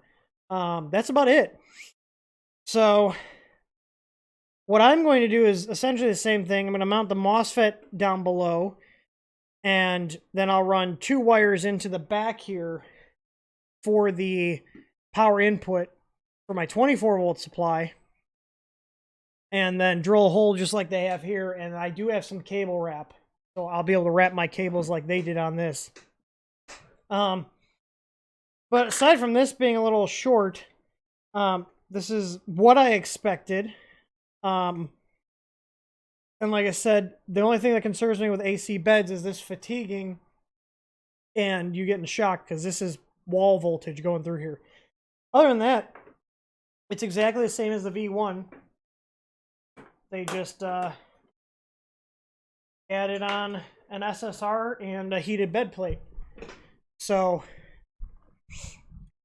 I'm going to switch over to this. So that means then the question is for the V2, okay? Do I... Black screen? What are you talking about? I see myself.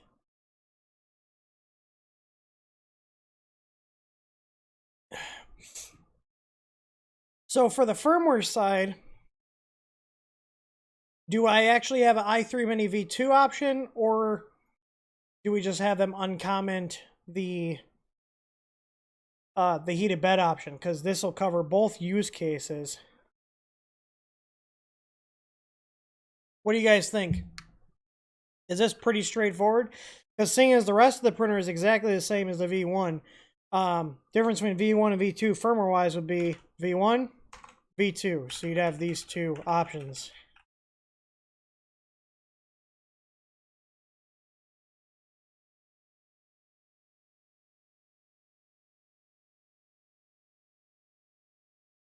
I can just put a note here. If you have the V2 with the heated bed stock, comment the line below. Actually, you know what? I feel like this is going to be just, let's just do this. Here's what I'm going to do, okay? Watch this. Watch this. Okay? Watch this. Shh. Shh. Yeah, there's no rubber grommets. They do have it wrapped.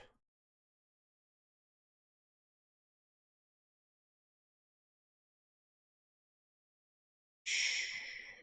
Don't tell them.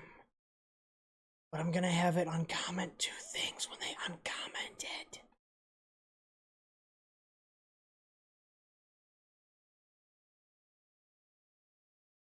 Watch this voodoo magic.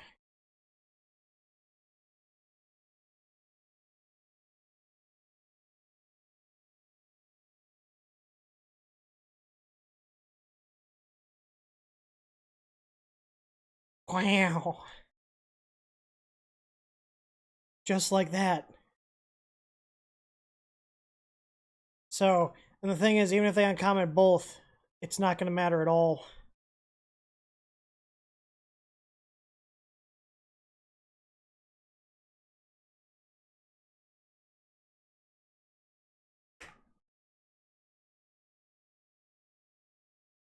So, if you have a V2, you could do this and this, or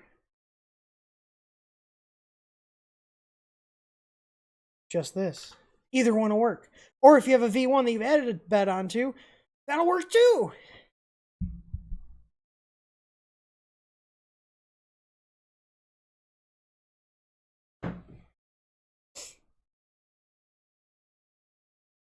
Actually, I'm going to make it even simpler. I'm just going to put a note here. If you have the V1 and you've added a bed just uncomment the option. There we go. Trying to make it as simple as possible.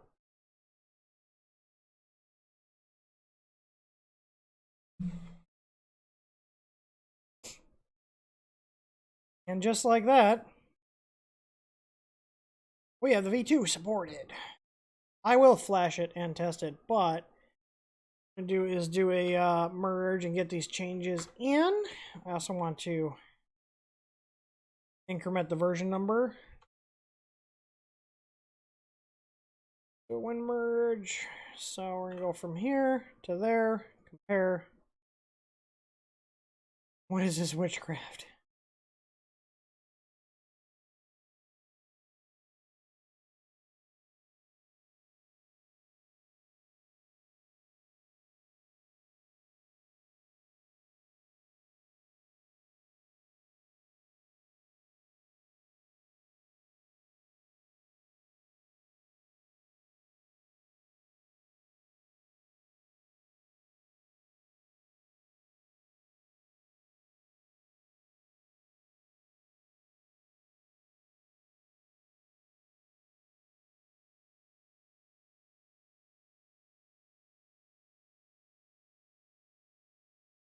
Yep, that'll work. I get... Well, I could actually just get rid of that HB option. Ah, let's clean up the code. Make it cleaner. Okay? Show you how.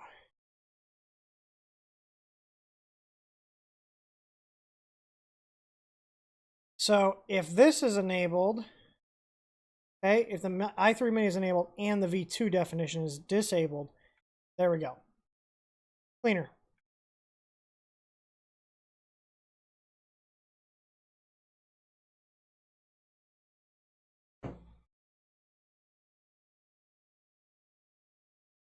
Yeah, I'm going to wrap this stream up in a little bit here because I'm actually losing steam. I've been trying not to stay up super late. But let's just make sure this compiles. And then I'll do another stream tomorrow of actually doing the heated bed. So there we go. So that's all there.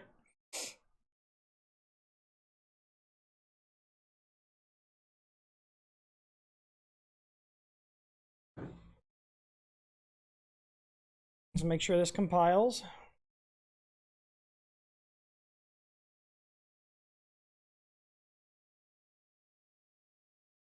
Actually, I can make my code even cleaner.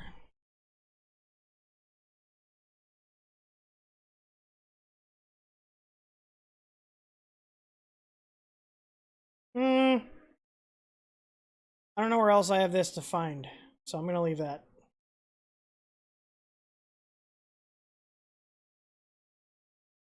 All right, but we compiled.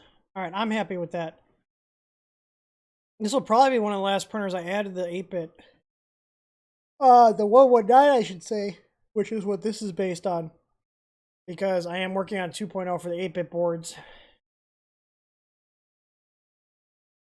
But yeah, so there we go. So this is, I'll test the firmware on here, but I'm like 99.9% confident that we'll be good with just this to get the V2 supported. Or like I said, if you're going to add on one to the V1 like I'm going to do tomorrow, there you go. So, that being said, for the people that are still here, let's do one more giveaway. I'm going to let you guys vote on what we're going to give away, so let me do a straw poll.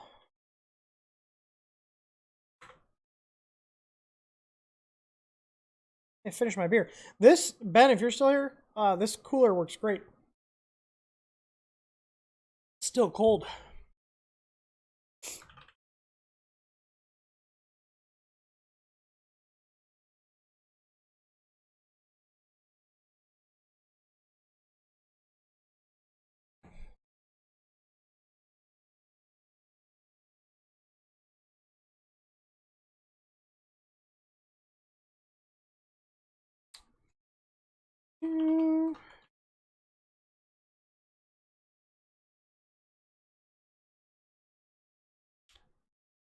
And go and vote.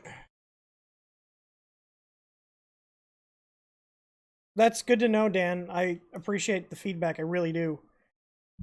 We are going to be hiring another support person relatively soon.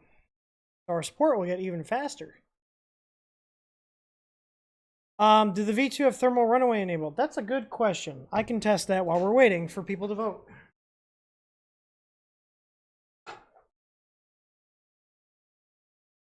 Thank you for reminding me.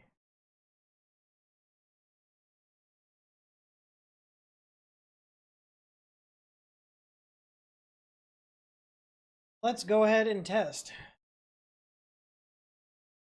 Go ahead and vote for what we're giving away. It has 3 options.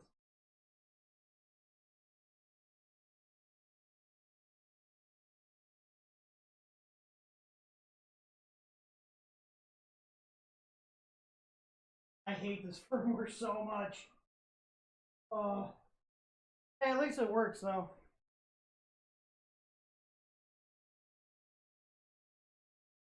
Alright, so I'm telling it to heat. Here's my. Oh no, I don't want the. Oh, this is gonna be a pain.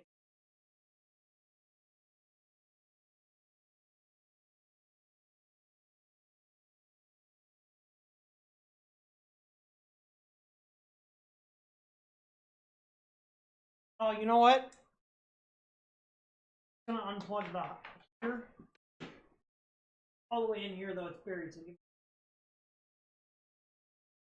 catch you. Get out of the board. Get out! Evicted. Pay your rent. Okay. Addon heater's unplugged. And I'm gonna tell it to heat. Let's see. Settings. Preheat PL.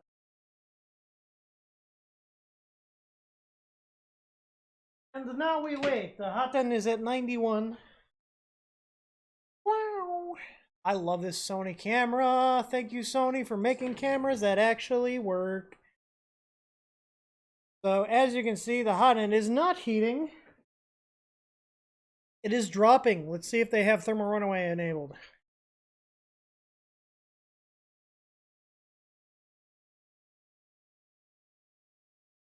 Matt, I love you, man.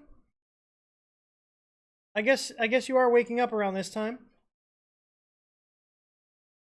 All right. Well, oh, I see Ben dipped out. But that little beer cooler thing works great. Okay, so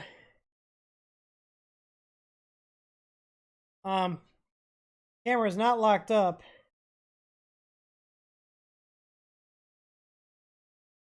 It's the board's locked up.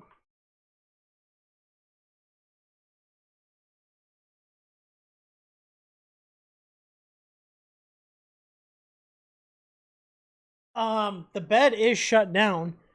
So I think they have thermal runaway enabled, but it just hard locks the printer.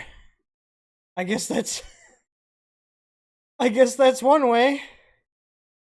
Do you rebuild your coils or I do both.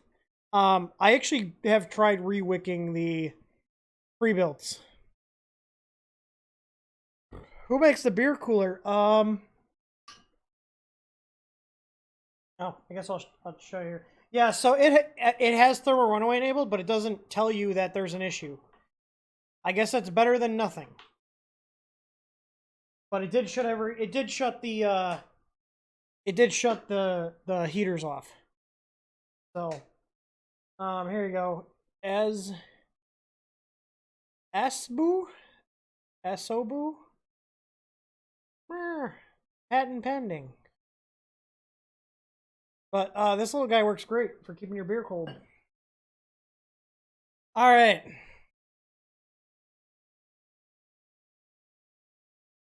All right, let's see what the results of the straw poll are. Main monitor.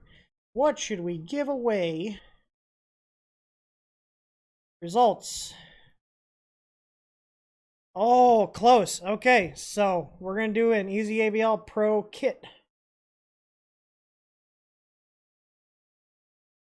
Hang on, I'm going to test something here. There you go. All right. Come on, let's go. Do do do.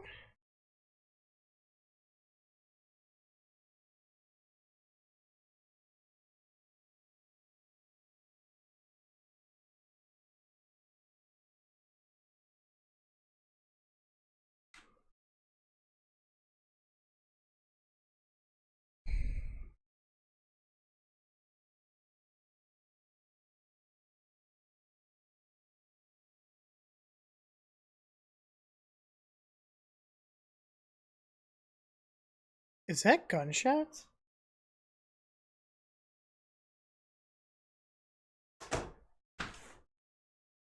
Obviously.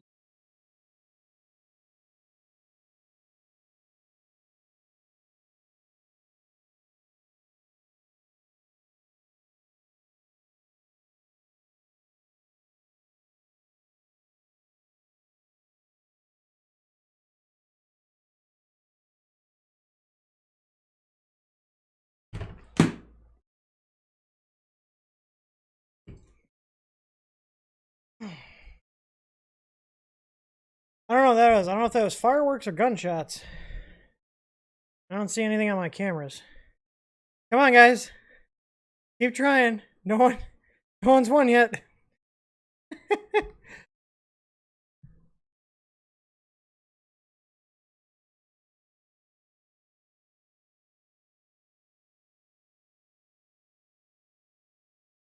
Is that my fridge making that noise?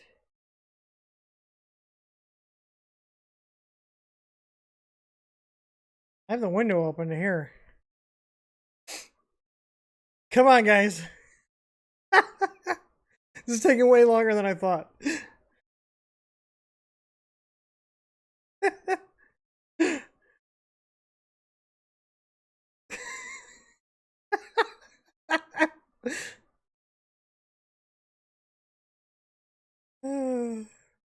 Oh, you guys are getting throttled.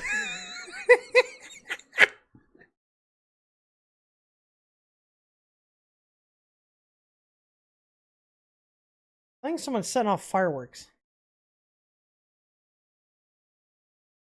How have you guys not guessed this already? Holy crap. Hey! Viking got it. Did Viking get it? Yep, it was 18.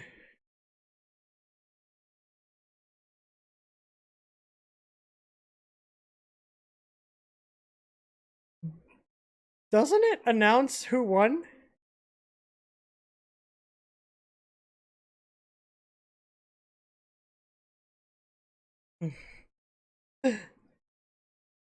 Oh, it announces who won. There's so many people spamming the chat. Yeah, there we go. Okay, 3D printing bike. Okay. I was like, I would assume it's just gonna say it. Okay, that's fireworks, not gunshots. I was like, what the hell is going on? All right, so Viking, you know how to get a hold of me. Send me your info, and I will send you an Easy ABL kit. Awesome. That's all there is for tonight. So everybody, thanks for stopping by. I'll be doing another stream tomorrow or Sunday. I'm not sure, but this weekend wrapping up the V1 upgrade. So, all in all, not bad. I will say my V1 did have tinned wire, so I'm going to assume that this one does too. Pretty standard fare for these machines. But yeah, it does have thermal runaway enabled, which the V1 did not, as far as I can remember. I've had it with our firmware on there for a while. So, that's about it. Viking, like I said, you have me on my telegrams. Just hit me up on there. So, everybody, thanks for stopping by. I hope you learned something. This is literally the V1 with a solid state relay and a heated bed added. in my opinion, for 160 bucks for a printer that prints out of the box, not a bad buy. If the build size, which I think is, what is it? 120 by 130 by 100. So small build area. But if you're doing a bunch of small stuff, having a fleet of small printers is going to get that done quicker than larger ones. And at $160 for a printer that you can buy at Micro Center and walk out the door with it, that works out of the box, that's not bad at all. So anyways, everybody, take it easy. I appreciate everybody that stopped by. And as always, happy printing.